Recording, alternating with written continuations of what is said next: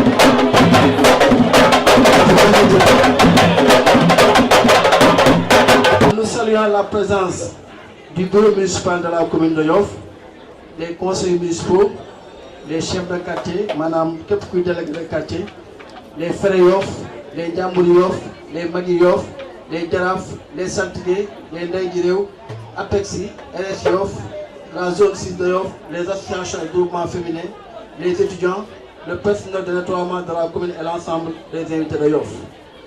Nous saluons aussi la présence de M. Karim Beng, directeur de la communication institutionnelle et des relations extérieures, et Mohamed Ndaw, chef département des relations extérieures. Maintenant, sans plus tarder, dañuy jublu ci liggéey bi ci waxtaan bi. Nous allons passer la parole d'abord bi nga xam ne def nañ accueil ndaw rabbe yi ñu def ci lu neex dañuy jox imam bi ñaan na ba pare léegi dañuy jox mot de bienvenue pro place Macoumba Diagne, directeur général. Monsieur Macoumba Diagne, directeur général.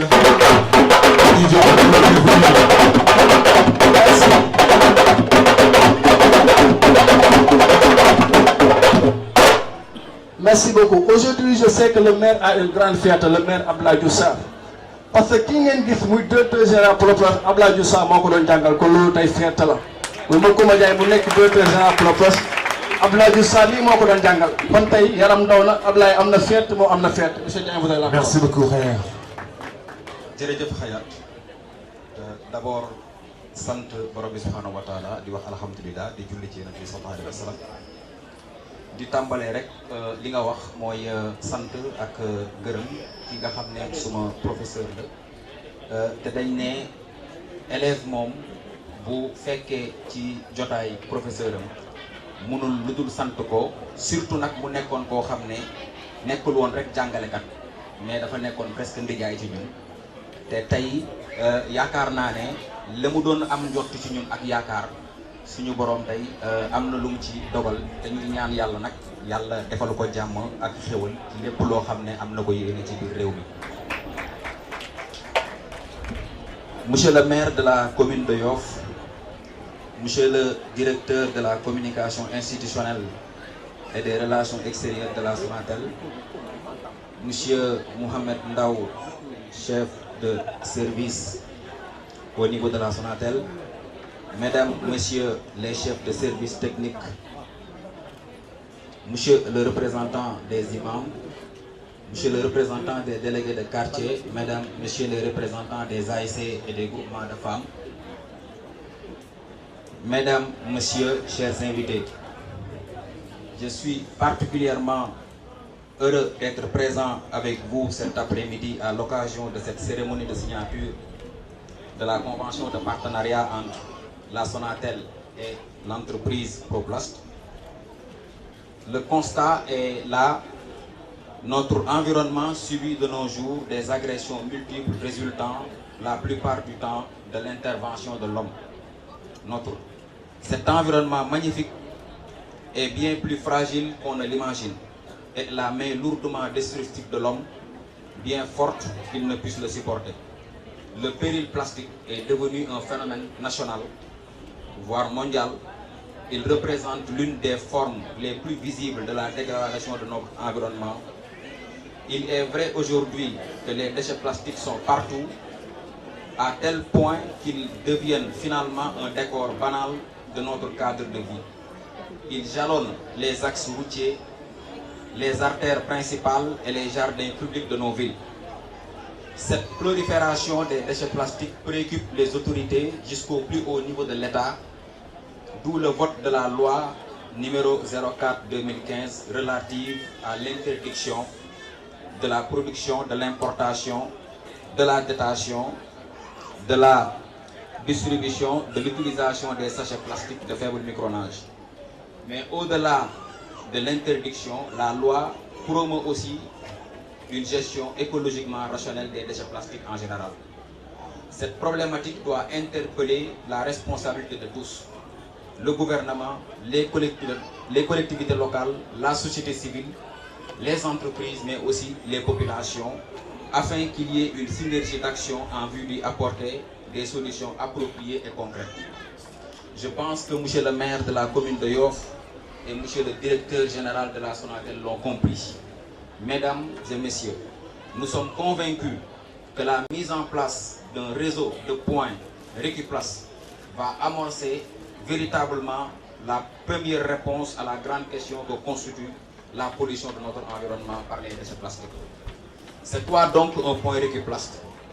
Le point Recuplast, c'est un kiosque pour acheter les déchets plastiques, mais aussi y vendre des produits issus du recyclage.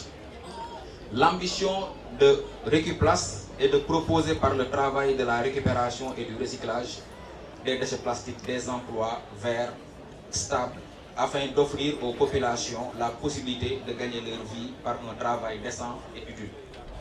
Nous voulons aussi apporter une réponse écologique et économique en utilisant une matière première secondaire locale et de qualité pour la fabrication de produits plastiques recyclés, notamment des poubelles, des corbeilles, des pelles, des fosses septiques et tant d'autres. Donc avec Recuplast, la gestion des déchets plastiques doit être maintenant une opportunité économique et non une contrainte environnementale. Les objectifs du projet sont les suivants: l'installation de 50 points Recuplast par an, la collecte de 3000 tonnes de déchets plastiques par an et la création de 500 emplois directs et indirects, ainsi que la création de revenus pour des milliers de personnes. C'est dans ce cadre que la Sonatel, une entreprise engagée et qui assume sa responsabilité sociétale, a décidé de nous soutenir en nous accompagnant à développer notre réseau de points Recuplast. La signature de cette convention Sonatel Proplast, qui concrétise notre volonté collective en faveur de la préservation de l'environnement et de l'amélioration de notre cadre de vie dans notre pays, constitue aujourd'hui pour ma part une étape majeure dans la mise en place du projet Recuplast. Avec cette convention, 12 points Recuplast seront installés dans la phase pilote à travers le territoire national. Une telle convention constitue un jalon supplémentaire au programme And Defar Suñu Gox. Ce partenariat permettra d'offrir la possibilité aux populations de villes déjà couvertes par le programme de procéder à la valorisation des déchets plastiques par le tri et la vente au niveau des points Recuplast. Monsieur le maire, nous sollicitons votre appui et votre soutien. Nous aurons besoin d'espace dans votre commune pour installer nos kiosques Recuplast et nous sommes convaincus que l'installation de ces points Recuplast dans les communes va régler le problème de la prolifération des déchets plastiques. Monsieur le maire, je voudrais... de la gouvernance locale et de l'aménagement du territoire. Ce projet est un véritable levier d'amélioration des conditions de vie des populations responsables et engagées, comme je le rappelais. Nous sommes donc convaincus que nos forces conjuguées permettront de relever ce challenge. Je voudrais également remercier M. Diagne, qui a été très ouvert à toutes nos propositions, qui a été un peu dur en négociation, mais qui nous a rejoint, que nous avons rejoint plutôt dans cette lutte noble contre l'insalubrité et la gestion de notre environnement. Donc à lui et à toute son équipe, nous leur disons merci. Je voudrais féliciter, avec votre permission, les équipes de Sonatel qui ont travaillé et qui ont mené ce projet à terme. Korasso, Leitako, Mohamed et toutes les équipes RSE qui ont travaillé dans ce projet. Mesdames et messieurs, je vais clore mon propos en adressant donc mes chaleureuses félicitations à tous, mais également à la commune de Yoff, dont la mobilisation toujours belle, la mobilisation toujours exemplaire nous permet d'assister à une belle cérémonie cet après-midi. Je vous remercie de votre attention.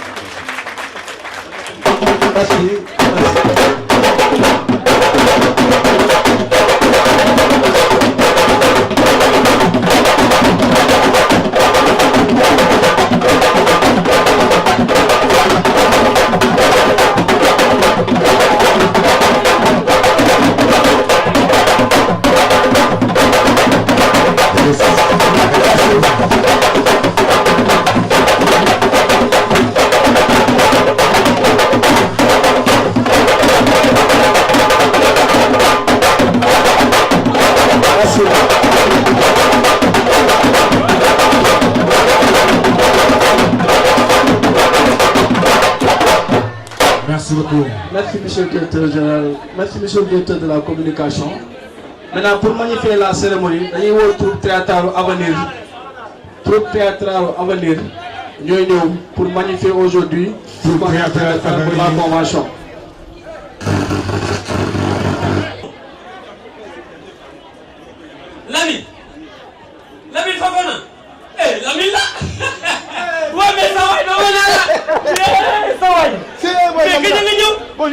démb. mais sa waay am nga xaalis ah. waaw non bu bàyyi tooñ nag booy. ci loo nekk. mais si loo nekk. waaw maa ngi nii rek lëm naay. booy dafa am lu ma jaaxal. waaw. gis nga barki démb bi ma ñëwee. xàmmeetuma Yoff. billaay wallaay xàmmeetuma fenn dama mujjee obligé. woo suñu waa ñu jël si ma. booy il faut que loolu am xam nga lan moo tax yàlla daf ñu dénk nit ku baax koo xam ne liggéey kese la xam. kooku Yoofu démb ah Yoofu tey xam nga ne bokkul. non bokkul. dama ne la aw nga palaasu njëw. palaasu njëw wala foofu ma gën a jaaxal na. Ablaye Diouf Sarr moo ko fa def. palaasu njëw moo ko fa def. Ablaye Diouf Sarr man. maintenant wàcc nga géej. kee la pes ba moo ko fa def. dama ne la boo jéggee fii centre commercial bi ba que Demba Ndiaye lañ consommé pierre. commencé nañ ka lycée bi commencé nañ ka. gune yi tàggal leen ndax njàng mi du xam nga ni mu demee. waaw noonu la demee. stade municipal de yu léegi stade la ñuy wax waxatuñu ab kekka. mooy kekk dañ naan ab stade la ñuy wax. dama ne la bientôt ñu leen synthétique bi. billaay kon xam nga ne Abdoulaye Diouf Sarr moomu jar naa may loxo waay. Diouf Sarr bravo. waaw. dama ne la maa ngi nii. dama doon dem dafa am benn contrat bu muy signé ak Sonatel. xam nga ne contrat boobu 16h la woon a commencé léegi nii maa ngi di dem. léegi. doo ma si bàyyi. atia. defal naa nga yëggil lii yëggil. yow xanaa xamoo ne li nga sànni ni moo ñu fa yóbbu. dese place yi moo ñu fa yóbbu. xanaa xamoo ne lii. naan nga sa café naan sam ndox lii dafa am kuréel goo xamante ni dañu koy saytu liggéeyal ko mu dellu sa waat si askan wi kon xam nga ne lii kenn sànneetu ka. booy amul taxawaay nañ dem foofu léegi. nañ dem 6 heures léegi ñëwal ñu dem.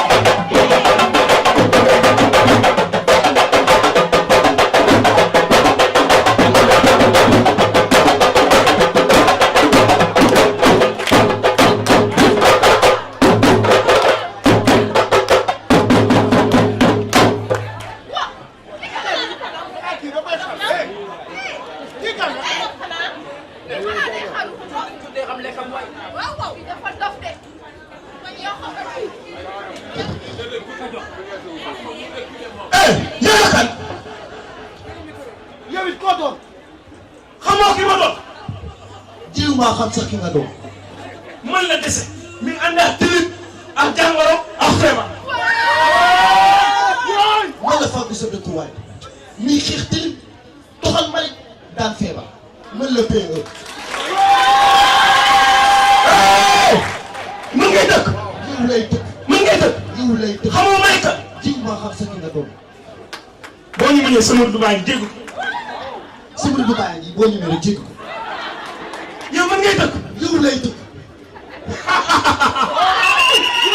wala demal baal naa la. baal la ma de say pexe jeex.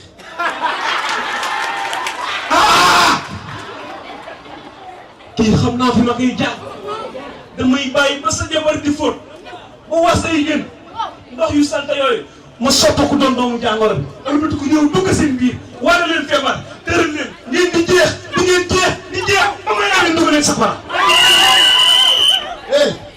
bu boobaa dinaa wax suma askan ne leen saa yu fóotatee ba pare ñu jël ndox mi yóbbu ko sa canal suñu wàllu seen i ba pare ñu segga ndox mi def ko si mbuus def si doom xaar oto mbali mu ñëw waaye buñ balee ba pare ñu dajale ko tool mi ka yóbbu sa poubelle xaar oto mbali mu ñëw waxat. dinaa la ko jaaraat fa ne dinaa la xaar si mbedd yi ndax mbuus ngeen lekk sànni si mbedd banaana ngeen lekk sànni sànni fonce taw askan fonce ñu nga ca ba pare tout si mbedd bi loolu yóbbu foofu laa lay jaar xaaral la si marché yi xaaral si plutôt yi xaaral la fépp foofu ne place publique la yéen a fay nekk si pouvoir yi ak sol gu bon yi ngeen di sol mu dugg si yéen wàll leen feebar su ko la ku doon doomu jàng dugg si yéen di leen tëral ngeen di jeex ba ma leen di dugal maa ngi nang man yaa bon yaay saay-saay waaye bu boobaa nga may xam ndax suma askan wi ngeen gis nii duma taaye di si wax kenn ne la saa ñu wëltee seen mbali ba pare ñu dajale ko nële di taal mbuus yi dajale seen mbali xaar oto mbali mu ñëw da nga am leneen looy wax ñëwal. gis nga léegi amul dara amul Diouf Sarr amul Abdoulaye du maire yi du paa yi ku saatal ma dugg si yow wala yow doomu jàngoro bi ngay feebar di jeex mel ni ku jabee te jabetoo la gën a sonal ñuy jeex say mbokk di jooy nit ñi na ordonnance ba pare leen dugg leen safar yéen ñëpp waxal. taal naa lampe Pastef fi jàmbaar comme pour vous dire que l'environnement nous appartient tous.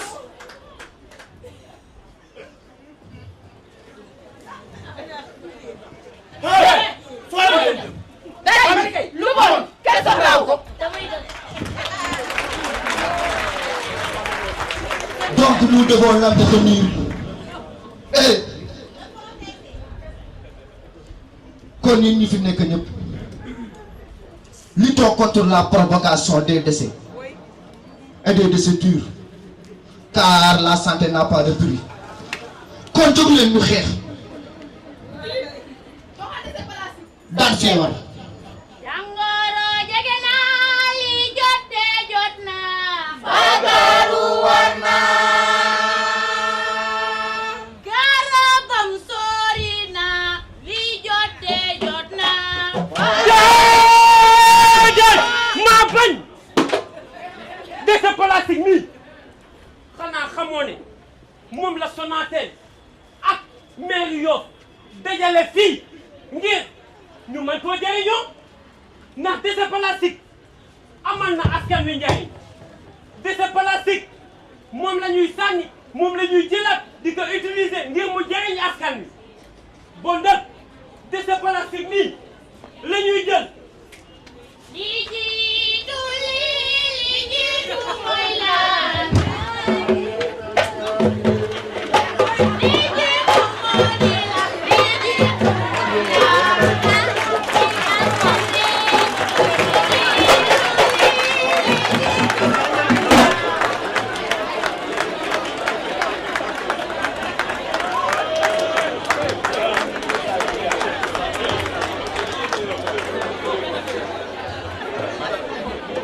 Merci beaucoup.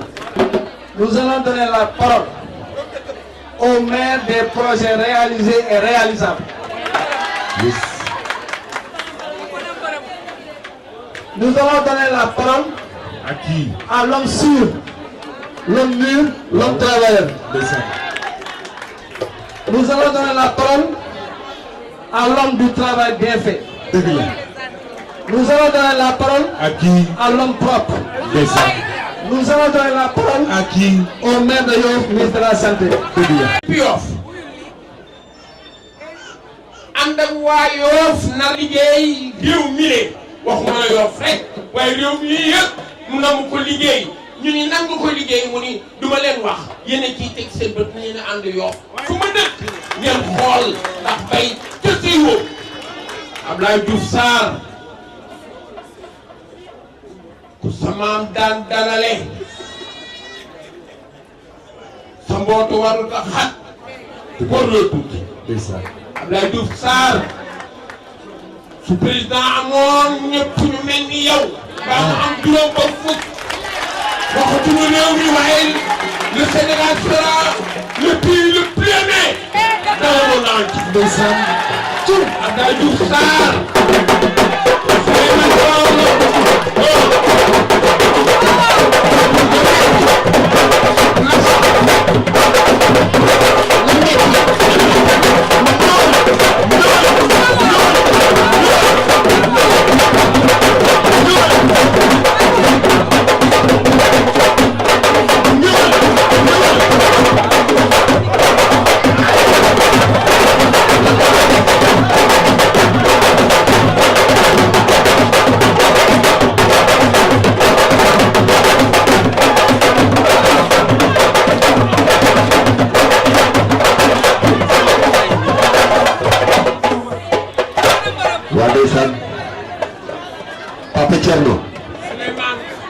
Papa Thierno li nga wax lépp dëgg la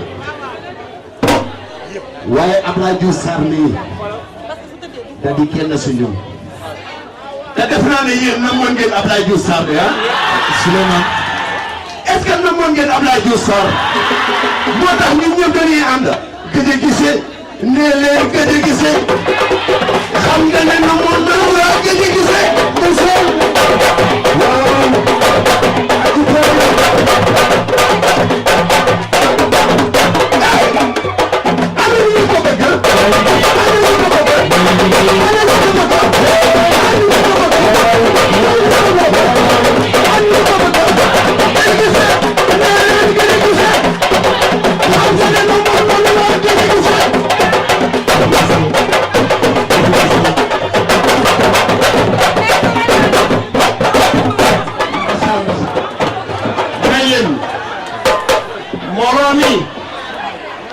ngeen baal ñu tuuti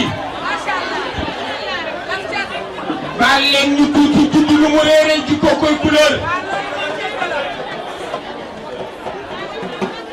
ci réew mi laa dëkk ci dëkk bi laa dëkk ma tuta jaay dunqu ba nga ca taatu tefes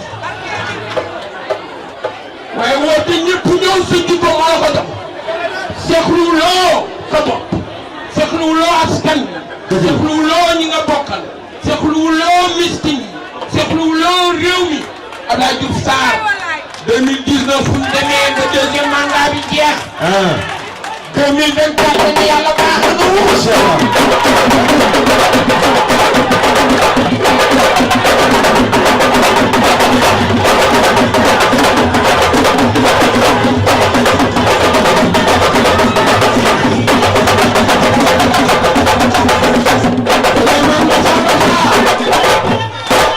Abdoulaye jóg sa mbokk yëpp jóg chance mais ko mérite nañ ko déglu bu dee ñaari baat dana ko ci wax ñu soog la jox micro. Alaaji Thierno li nga wax dëgg la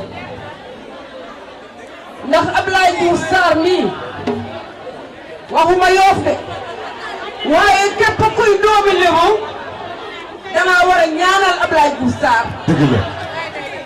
ñaanal président Macky Sall. dëgg la. ndax sunu doom ji fi mu nekk nii moo ko fi teg. ndeysaan. ñu koy ñaanal yàlla na jël deuxième mandat.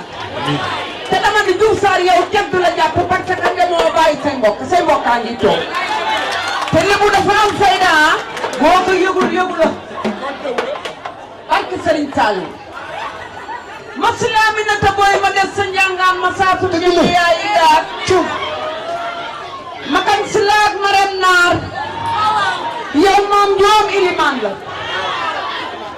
dama wax ni Diouf Sarr boo wootee damay wër Yoff fu pharmacie nekk rek dinaa fa dem pour naan garab gu ma dëgëral. ndeysaan. ndax dama ànd ak yow démb fàtte woon. loolu dëgg la. barke Serigne Saliou. daara jàng ci leen waaye burda baa nga sàmbeen. dëgg la. dinaan du maa na njàngi leen mbiri xuñe njaay ak mbiri maa dem ba. dama ne jaraaf yaa ngi borom doom bi tànk yaa ngi nii. boo leen yëgool woon duñ la yëg. nari waayaay nari.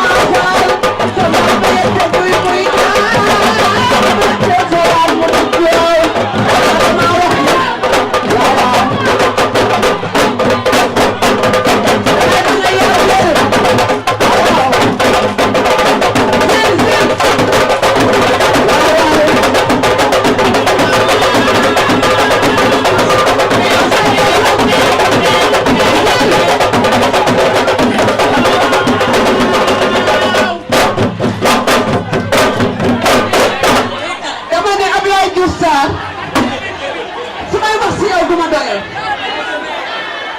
ndax trop waju way asal way si ko non la mo ngi asal way asal way si ko non la mo ngi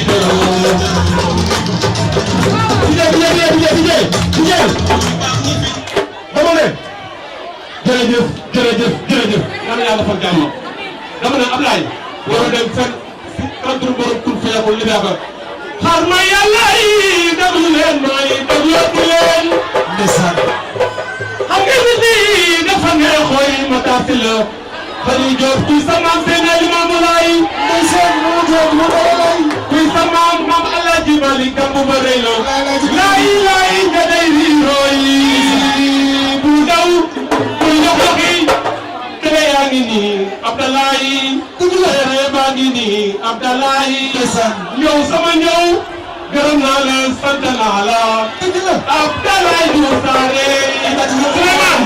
Souleymane ne Abdalaay gagné nga say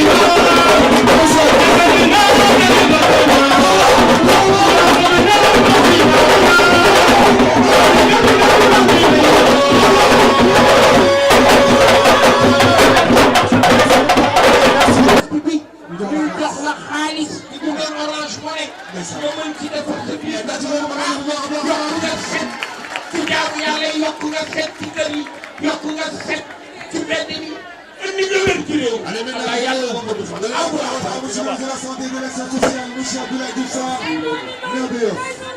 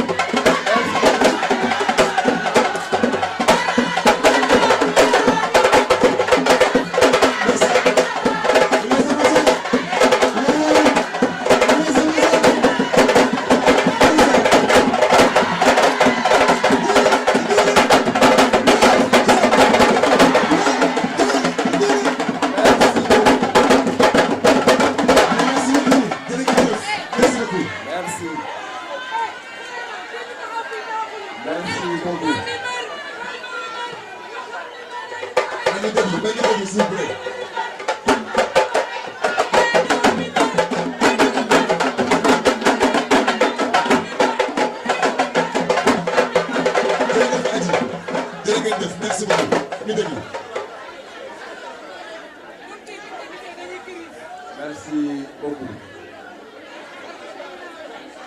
Monsieur le directeur, maa ngi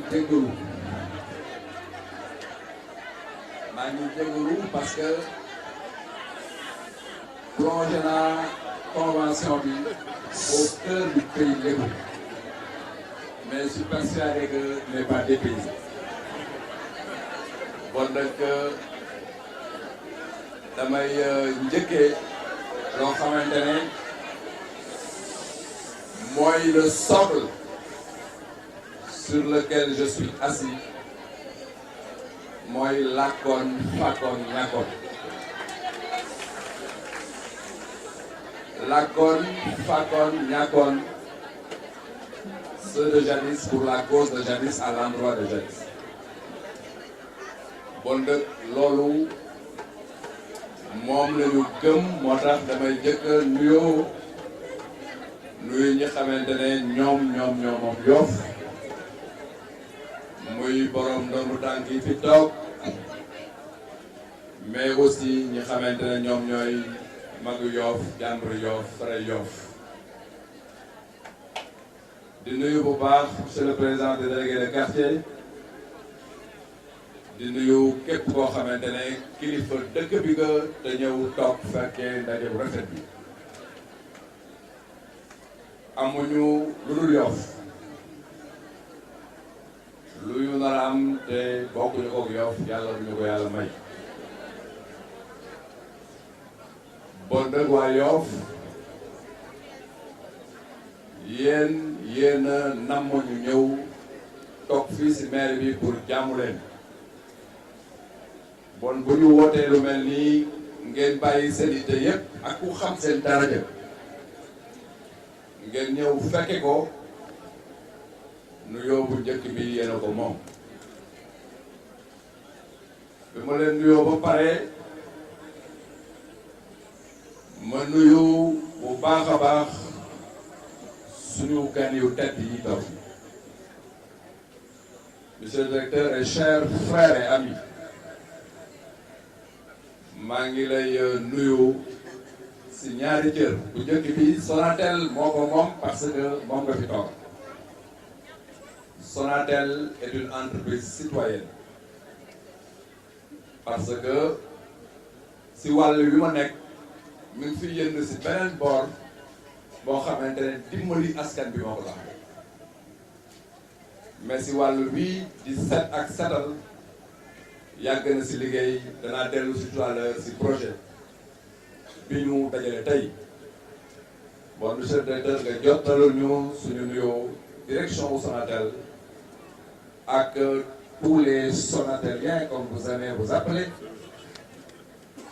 mais wax leen ne Yoff ñu ngi leen di remercier amuñ seen fay parce que c'est pas la première fois Sonatel ñëw ci beneen cër bi ma lay nuyoo aussi mu nekk aussi une présentation su suñu mbokk yi mooy laakoon fàkkoon ñaakoon gi ñoo ko bokk nag bon nag mbokk moo ñëw teew fii taxawal entreprise may nuyu mbokk ma bu baax li mu taxawal bettuma parce que xam naa ko lool bu yegsee fii ak projet bu mel nii du ma bett parce que moom maa ngi lay nuyu bu baax di la sant di door a nuyu tout le conseil municipal le bureau municipal ak élu yëpp li ngeen nekk taxawal ma ko ma nekk si beneen chantier boo xamante ne c'est plus global c'est plus national te bu ma wutee mel nii damaa teew loolu bu ma leen nekk c'est parce que yéen a ma jaay ngor bu mat sëkk ngor man maa leen ameel gërëm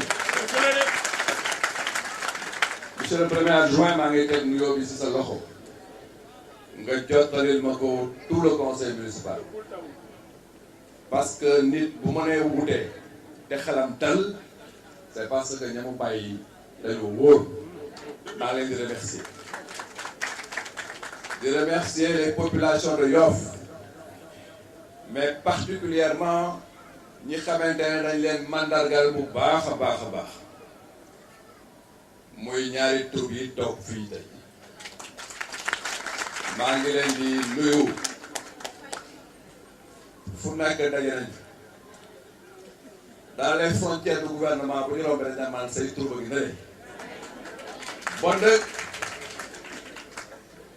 man rek maa am ñoo xamante ne dañuy mandargaal effectivement sama présence ci activité yëpp ma leen di remercier nag bu baax di leen wax ne jàppale di remercier population yëpp Souleymane mention spéciale maa ngi lay remercier aussi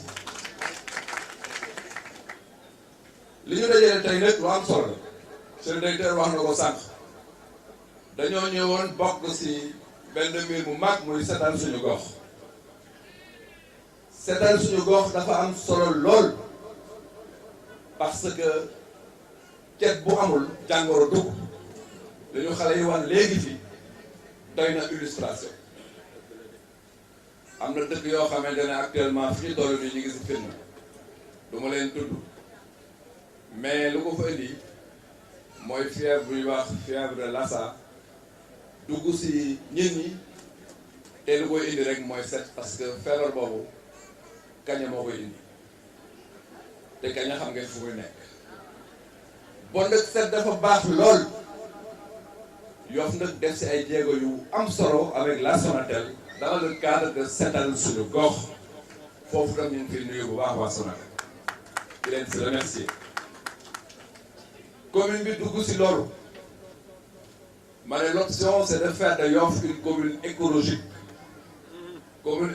nag mooy commune boo xamante ne dara lu salte du fa taxawal option boobu réussir nañ ko te Yoff bokk na ci commune yi gën a set ci Sénégal bi concessionnaire yi taxawee fan yële liggéeyuñ le lendemain RFM def na benn reportage sur Yoff parce que foogoon nañ ne Yoff dañoo grève partout sauf à Yoff mais c'est parce qu'à Yoff il y a 500 jeunes qui se lèvent chaque matin et nettoient la commune loolu nag ñaar moo ko waral bëgg a set mais bëgg aussi xale yi am lu ñu jàng seen liggéey c'est de 7 heures à 11 heures du matin ñu dem toppatoo ji seen soxla bon nag loolu dafa nekk lu impulsé wu à partir de seetaan suñu gox parce que bi ñu lancé opération boobu avec la Sonatel si dañu am cette prise de conscience ba taxawal loolu pour que activité bi nekk une activité pérenne lenn rek mooy suñu problème mooy que ne danañu setal danañu bale mais souvent tali bi suuf bi day ñëwaat mura muy poser l'éternel problème du pavage parce que le trottoir yi il faut que ñu jéem ko pavé defar ko bu mu rafet léegi nag dama bëgg a Yoff ñu demander benn partenaire mu defal ñu fi ay pavé yu orange su ko defee rek Yoff sera effectivement une commune la seule au Sénégal qui aura ses rues pavées en orange.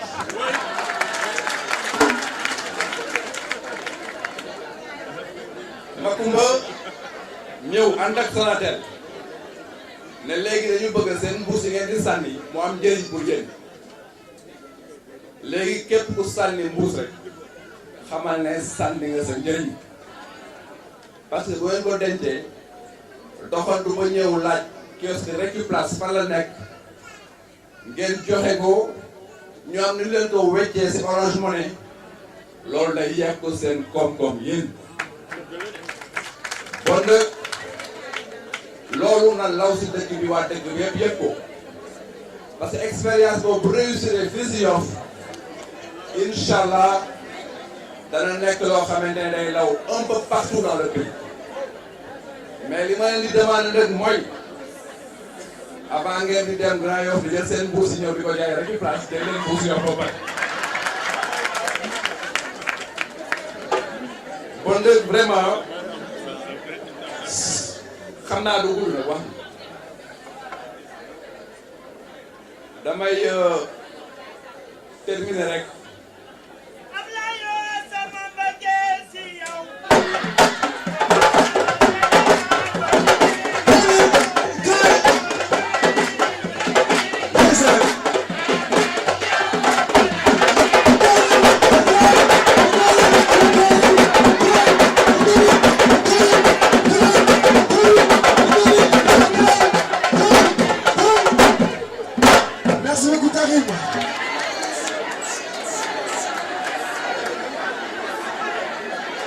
Merci Gaël.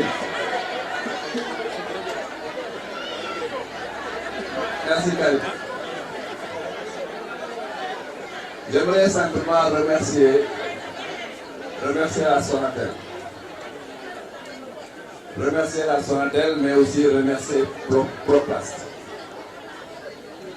Dire que l'expérience de Sonatel à Yoff n'est pas une première, monsieur le directeur.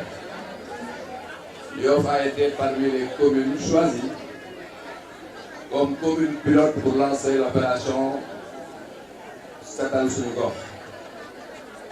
À partir de cette opération qui a été une expérience réussie, notre commune, la commune de Yoff, a capitalisé quelque chose d'extrêmement important qui du point de vue de l'évaluation est inestimable, c'est la prise de conscience que notre commune doit être une commune écologique. Nous remercions donc de ce point de vue Sonatel parce que vous nous avez permis de comprendre en un moment qu'il faut se mobiliser tous ensemble comme un seul homme pour attaquer la problématique des déchets solides. Vous revenez aujourd'hui pour que, à partir de Yoff, la première localité de la région de Dakar, c'est important de le rappeler, la première localité de la région de Dakar, parce que quand on a fait la longue marche, nos grands-parents se sont stabilisés à Mbokheikh, là où il y a actuellement le stade de l'Amitié. C'est à partir de Mbokheikh, donc de Yoff, que l'éclatement vers ce qui est devenu Dakar aujourd'hui s'est réalisé. Yoff était là bien avant les 12 Bench, bien avant Wakam, bien avant Ngor, bien avant toutes ces localités. Donc c'est ici à Yoff que vous êtes venu lancer aussi cette offre auprès de Sonatel, auprès de Makumba. dañuy wax ne balaa nga naa naam ne fa balaa nga naa naam ne fa bu ma taxawee fii ba ngeen man ma fal ba ma taxaw nekk directeur ministre nangam sama maam maa ngi koy ñaanal yàlla yërëm ko te mooy Ablaye ñaar bu njëkk bi bu sa waay ñeewaawu jàpp ñaareel bi bu la tëngoo ngay gis loo xamante ne say morom gisu ko bul yaakaar na say bët moo gis ay mbagam moo gis bon dëgg waa Yoff xam leen ne Macky Sall moo ma tëngoo ba ma mën a gis lu may ñett am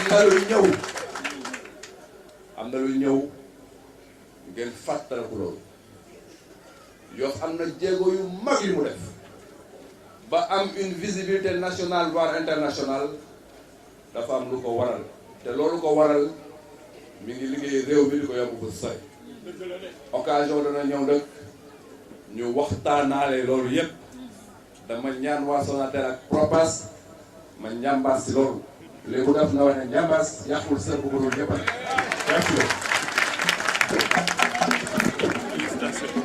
Alors, on va passer à la séance de la convention entre la commune de Yoff et la Sonatel.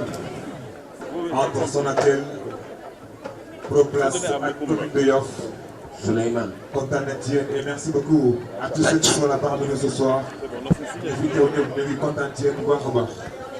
Rawatina agent yu mairie bi kontaan d'être hier di leen remercier du fond du cœur. Seen teewaay tey jëmmal na bés bi. di kontaan bu baax. Didier. seen patron. Didier. le secrétaire municipal waaw tonton. nag su wóoluwul béjjënam du ko wokkatoo. déedéet. l'équipe municipale. waaw. ñu mënee teew fu nekk. dara jaal fi nga xam ne mooy maire bi di suñu ministre. ay te mu ngi noonu yaakaar naa si yéen ba noppi convention bi. la première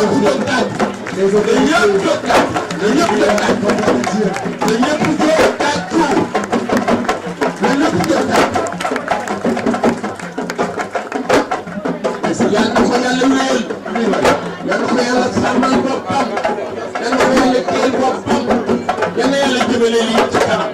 Convention extrêmement importante et le lancement d'un projet que nous estimons extrêmement important pour le Sénégal.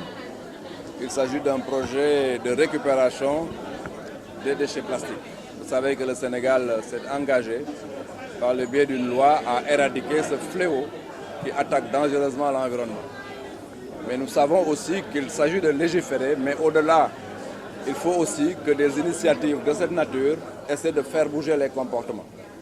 C'est pourquoi la Sonatel et Proplace ont proposé aux populations de Yoff un système qui permet une récupération, mais aussi une transformation monétaire des déchets plastiques. Cela me paraît essentiel parce que, du point de vue des comportements, ça va tout de suite nous permettre effectivement de voir que les déchets solides représentent effectivement une valeur et c'est dans la transformation de cette valeur-là que les populations vont s'associer pour permettre une récupération systématique des déchets plastiques. Donc c'est une révolution par rapport à la protection de l'environnement. Je remercie la Sonatel parce que Yoff est pour la deuxième fois choisi pour être le terrain d'une initiative citoyenne de cette nature avec Setal Suñu Gox, mais aujourd'hui avec ce projet Recuplast qui est un projet extrêmement important. Yoff donc, comme toujours, va tout faire pour ne pas en tout cas trahir la confiance de ses partenaires, faire en sorte que le projet soit un projet réussi pour qu'à l'étendue du territoire qu'on puisse faire effectivement donc la duplication de ce projet un peu partout dans le pays. Vous avez également lancé un appel aux partenaires pour le pavage des rues de la commune.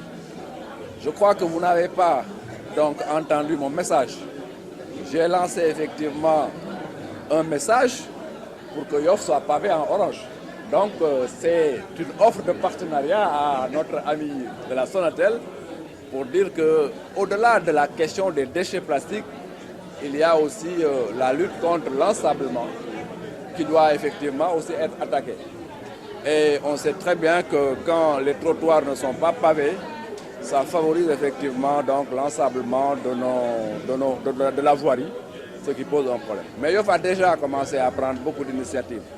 Et pour des raisons budgétaires, mais aussi pour des raisons de méthodologie, nous prenons effectivement par tronçon de trottoirs et essayons d'avancer par nos propres moyens pour que, in fine, dans quelques années, Yoff soit effectivement une ville où il n'y a pas beaucoup d'ensablement de la chaussée. Monsieur le ministre, quel est le coût de cette projet? Autrement dit, nous savons que ce projet aussi est tripartite. Quelle est la part de contribution de ce projet? Ah, mais moi je suis très heureux de voir que nous sommes des bénéficiaires. La commune est bénéficiaire, les populations vont en bénéficier sans bourse déliée. Et ça c'est extrêmement important. Nous sommes donc le théâtre d'une participation citoyenne, une entreprise hautement citoyenne avec un partenaire sont venus nous proposer effectivement un projet qui va non seulement nous permettre de lutter contre vraiment tous les fléaux donc, contre notre environnement, mais aussi qui va permettre aux populations de Yoff d'avoir une possibilité de revenus extrêmement important en monnayant les déchets plastiques. Quel est le tarif plancher, mais aussi le tarif plafond? Vous posez des questions qui sont effectivement des questions structurelles à la convention. Il s'agit d'une convention entre Sonatel et Ecoplast, même si j'ai les informations parce que je suis effectivement donc bénéficiaire du projet. Je dois savoir pour pouvoir impliquer mes populations, mais il ne me revient pas à moi d'apporter la réponse. Je préfère que la Sonatel et Ecoplast apportent effectivement cette réponse. La durée de la convention est une durée, en tout cas que je souhaite illimitée. Hein? Elle va durer peut-être 1 an, mais après, nous allons entrer dans un processus de renouvellement pour que, in fine, que ce projet demeure. Et je peux vous dire quelque chose d'important, c'est que quand on a lancé Setal Suñu Gox, c'était pour une période. Mais après, il y a eu ce que j'appelle moi une appropriation, une capitalisation. Même après, les populations de Yoff ont continué à travailler dans la philosophie de Setal Suñu Gox. Pour ce projet aussi, je suis persuadé qu'après la convention, même s'il n'y a pas renouvellement, et je suis persuadé qu'il y aura renouvellement, Yoff mettra en place un dispositif pour continuer la récupération des déchets plastiques. Alors, ci wolof, monsieur le maire, projet bi am na solo pour Yoff. waaw projet bi am na solo lool pour Yoff dañoo ñëw donc daje fii ak Sonatel nekk entreprise bu mag boo xamante ne yamul rek si li muy liggéey muy téléphonie mais daf si boole di jàppale population yi. Sonatel jàppale na population yi si wàllu santé mais tey mu ngi jàppale population yi si wàllu environnement ak setal. Yoff newoon na si projet Sonatel Setal Suñu Gox mais mu ñëw tey lancé fii projet Recuplast. Recuplast nag mooy population yi mën a jël plastique yi traîné ñëw dugal ko si benn kiosque boobu dañ ko fay jaay ñu jox leen xaalis. Loolu déjà dana permettre que ne loi bi Sénégal voté pour que donc déchets plastiques jóge si réew mi ñu mën ko matérialiser sur le terrain en motivant le ramassage. mu nekk vraiment lu ñu rafetlu en tout cas dañ si jàpp pour que mu nekk une réussite pour que bu réussir Yoff ñu mën ko lawal un peu partout au Sénégal. léegi si sa souhait mooy ñu pavé mbedd Yoff yi en orange. waaw damay tooñ waa Orange parce que dañ ñu defal lu baax ñaari yoon va nous permettre aujourd'hui de régler la question effectivement des déchets solides, notamment les déchets plastiques. Mais moi, je suis ensablement bi ci tali parce que man nga defar tali mu set lool mais suuf day fa naqare téye li ko mën a téye mooy nga fexe ba trottoir yëpp ñu pavé leen boo gisee réew moo xamante ne trottoir yëpp dañu lay pavé tali yi day set wecc donc ensablement boobu ñun ñu ngi siy jéem di bale ñu ngi siy jéem aussi jël par tronçon di jéem a avancer pour que donc suñu dëkk bi yëpp mën a am pavage mais dama lancer rek un appel. Dans la participation citoyenne, peut-être un jour une entreprise comme Sonatel dana dugg aussi dans ce projet pour lutter contre l'ensablement parce que yooyu yëpp ay fléau la yoo xamante ne dañ si war a jóg te ñun bu ñu si jógee en tant que collectivité am na ay privés yu ñu siy jàppale des privés yoo xam ne dañu am en plus de leur activité une conscience citoyenne. Merci beaucoup.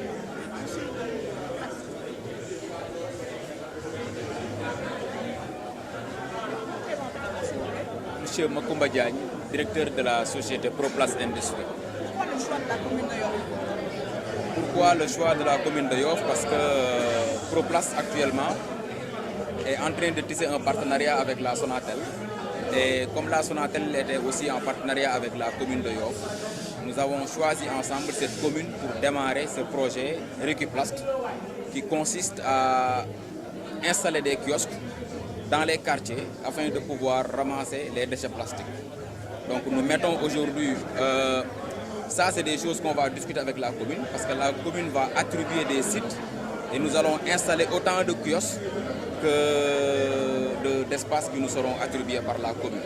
Parce qu'aujourd'hui, je pense que, comme M. le ministre vient de le dire, l'État du Sénégal a voté une loi et nous, notre entreprise a pour vocation de gérer les déchets plastiques dans une logique d'économie circulaire. Parce qu'on sait qu'aujourd'hui, les ressources naturelles se font de plus en plus rares. La matière première que nous faisons devrait être rachetée à l'extérieur, être importée pour faire des produits plastiques. Aujourd'hui, nous pouvons récupérer ces déchets plastiques-là, les valoriser pour en faire une matière première secondaire et réutiliser ça aussi pour faire des produits finis qui seront utiles aux populations. On peut en faire des poubelles, des fosses septiques, des corbeilles, des sachets plastiques aussi. Et tout cela rentre aussi dans le cadre d'une bonne gestion des déchets en général. Et pour la phase pilote, vous avez prévu d'installer 12 kiosques d'écologie. Oui, pour la phase pilote, on va travailler avec la Sonatel. La commune de Yoff a été choisie. Il y a d'autres communes aujourd'hui que la Sonatel va choisir. Et l'objectif, c'est d'installer ces 12 communes-là et de réfléchir, après l'évaluation de cette phase pilote, qu'est-ce qu'on va faire par la suite. Bon, en termes d'emploi, l'objectif général du projet, nous avons un objectif de création de 500 emplois directs et indirects. Mais dans le cadre de la phase pilote avec la Sonatel, 12 emplois fixes seront créés dans le cadre de la gestion du kiosque. Mais aussi, on prévoit de mettre en place un agent mobile. C'est-à-dire un agent qui va avoir soit une moto ou un vélo, avec derrière un contenant pour pouvoir faire la collecte auprès des populations et pouvoir aussi revendre les produits qui seront fabriqués à partir de ce plastique recyclé. Donc on prévoit de créer 24 emplois dans le cadre de cette phase pilote au niveau de la commune de Yoff.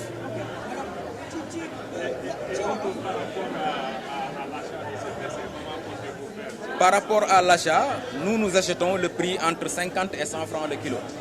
Parce qu'aujourd'hui, en moyenne, on achète entre 100 et 150 tonnes de déchets plastiques par an. Donc, ce qui représente entre 100 et 150 millions par an. Donc, le prix varie entre 50 et 100 francs et ça dépend du poids et du volume. Parce que plus que le plastique est léger, plus que ça coûte moins cher. Parce que aussi, ça entraîne énormément de coûts dans le transport, au niveau aussi de la transformation. Est-ce que vous ne risquez pas d'avoir un bobos devant vos pièces? Non. On ne risque pas d'avoir un bobos parce que ça fait pratiquement 5 ans qu'on travaille sur ce projet et je pense qu'aujourd'hui, on n'a pas encore vu un point Recuplast où les déchets plastiques débordent.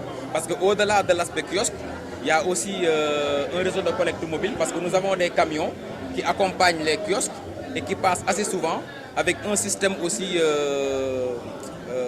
sur Internet où les agents des kiosques peuvent remonter les informations à chaque fois que le kiosque est plein. Donc il y a vraiment de la logistique, il y a de l'accompagnement derrière pour qu'on ne puisse pas aussi causer un problème environnemental donc par rapport au cadre de vie. Voilà. Alors ci wolof nga wax ñu tuuti li tax ngeen choisir Yoff. waaw li tax ñu choisir Yoff par rapport ak projet bi mooy ñun dañuy liggéey tey ak Sonatel et gannaaw ba ñu signé suñu partenariat ak Sonatel dañoo fekk Sonatel déjà mu lënkaloo ak commune de Yoff lu yàgg ñu yàgg liggéey Sonatel tamit gis ne projet bi nga xam ne war nañ ko signé ñun ak ñoom nañ ko defee commune bu Yoff ndax moom tànn na Yoff pour que Yoff mën a démarrer projet bi ñu sekk entre ñun ak ñoom loolu moo indi choix wu commune bu Yoff donc ñun dañ ciy topp Sonatel te projet bi narul yem rek Yoff donc phase pilote bi 12 points Rikiplast dañ bëgg a poser un peu partout dans le territoire national pour tester au fait réellement projet bi naka lay demee après évaluation nag mbébét nañu teg yeneen kiosque ci Sénégal yëpp te commune Yoff tamit ñu ngi koy xaarandi ci espace yi nga xam ne pare na moom pour attribuer ñu ko pour que ñu ngi fa poser ay kiosque waaw projet buy créer emploi la parce que mën nañu wax ne kiosque bu nekk benn nit moo fay taxaw di liggéey pour mën a jënd plastique bi mais aussi mën a jënd tamit mën a jaay tamit ay plastique ay produits plastiques yoo xam ne ñu ngi ko defaree ci mbalitu plastique bi ñuy jënd ci askan bi di ko toggaat mais particularité aussi mën nañu wax bi projet bi am mooy pour permettre aussi aux jeunes qui est au niveau du point Rikiplast mu am revenu yu baax mën nañ ne dañuy utiliser waale sax Orange Money ci biir kiosque bi et l'objectif c'est d'assurer la rentabilité économique aussi de la gestion du kiosque pour que gestion kiosque bi bañ a nekk benn coût ci entreprise bi nga xam ne moom mooy collecter ak di valoriser déchets plastiques jaay bi nit ki bu ëndee plastique am dañ koy peese prix bi nag mu ngi toll ci entre fukki dërëm ba ñaar fukki dërëm parce que njëg li ñu ngi koy teg rek ci wàllu plastique bi plus que mu oyof plus que mu moins cher entre fukki dërëm daal ba ñaar fukki dërëm lañ koy jëndee. waaw néew na ndaxte loo gis tamit ci benn lay tàmbale parce que matière bi ñuy revaloriser aussi dañ ko adossé au prix du pétrole parce que mën nañu wax ne matière vierge bi ñuy jëlee bitim réew aussi dafa am benn prix boo xam ne par rapport à l'international mënuñu ko dépasser donc ñun foog ñu tënku ci wàllu gérer suñu ay coûts ngir aussi ñu mën a compétitif parce que produit final bi ñuy defar aussi tamit dafa am ay normes yu muy laaj parce que pôle mbalit bu ñu defar yemul rek ci pôle bi defar nañ ko ak déchets plastiques recyclés mais am na yeneen pôle yoo xam ne dañ ko importer depuis d'autres pays te ñun aussi il faut que ñu compétitif pour que suñuy produits mën a tamit aussi jëriñ askanu Sénégal. Makumba Diagne. Est-ce que c'est utile que je parle? Les bénéficiaires ont parlé, tout a été dit. C'est juste pour ne pas frustrer.